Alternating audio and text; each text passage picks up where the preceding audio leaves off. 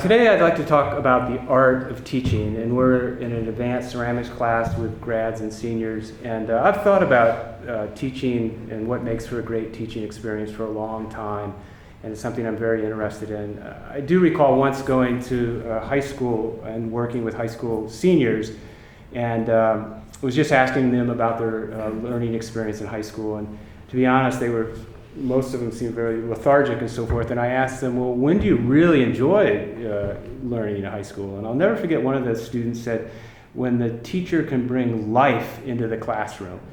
And so one would ask, well, what do they mean by life? And I suppose there's something where they feel sort of inspired or part of the whole process of learning. And one of the things about art that's so unique, I find, in terms of teaching, is the questions and how sophisticated the questions are often a measure of the quality of the learning experience that's taking place. And those questions can range from the simple one of what are you trying to say with your work, to ideas of dissonance and discourse and intention in the work, to issues of beauty, in terms of like what's actually beautiful in the work.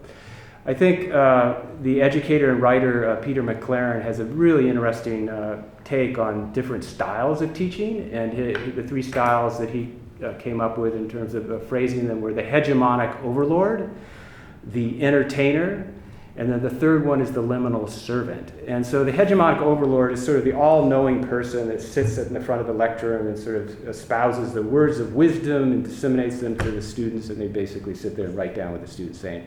The other one is the entertainer. That's someone that's incredibly charismatic, might be very funny or just amusing to listen to.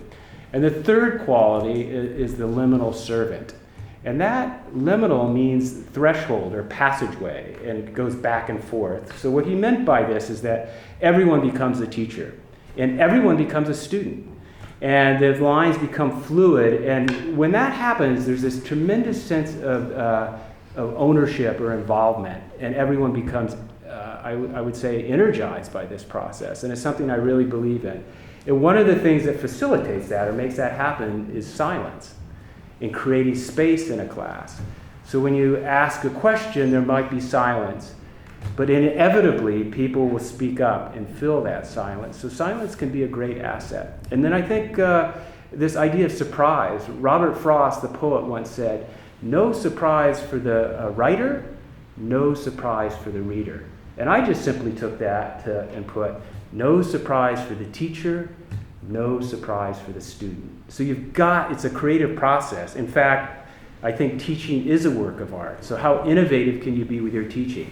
And every week I think, is there something new or different than I can do that I've never done before? And today we're actually going to try that. And the question I had for the students is, other than knowledge, what quality or characteristic is most important for a teacher to bring to a learning experience? So each student came up with one word, and we're going to hear what they have to say. Passion. Empathy. Enthusiasm. Compassion. Light. Joy. Flexibility. Patience. Encouragement. Involvement. Compassion. Honesty. Humility. The last thing I'd like to say is, once an elementary school teacher was talking about teaching, and she said, I found that it's not so important to students what you know, but what's really important to them is how much you care.